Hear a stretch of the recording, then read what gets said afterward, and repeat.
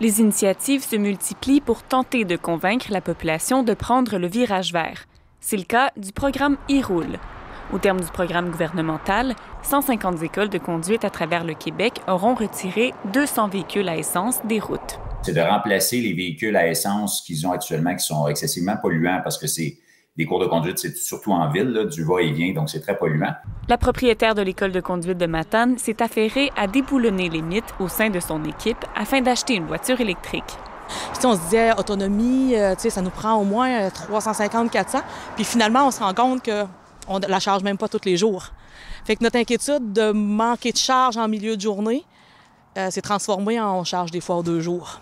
Et la voiture électrique a pour effet d'attirer les jeunes conducteurs. La grande majorité là, sont enthousiastes par rapport à ça. On a remarqué, les moniteurs et moi, là, que souvent, ça va être plus zen dans l'auto. Il n'y a pas de bruit, il n'y a pas de vibration. C'est que les jeunes vont souvent choisir une école de conduite dans leur région qui offre des véhicules, de la conduite sur des véhicules électriques versus une école qui ne l'offre pas.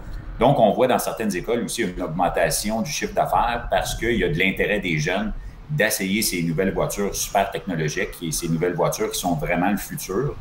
Les véhicules électriques gagnent de plus en plus en popularité auprès des consommateurs et l'Est du Québec ne fait pas exception. Le Bas-Saint-Laurent compte maintenant 1818 véhicules électriques pour une population de près de 200 000 personnes. En Gaspésie, 450 véhicules électriques pour plus de 90 000 résidents. Et la Côte-Nord compte 379 véhicules électriques pour une population de plus de 90 000 personnes.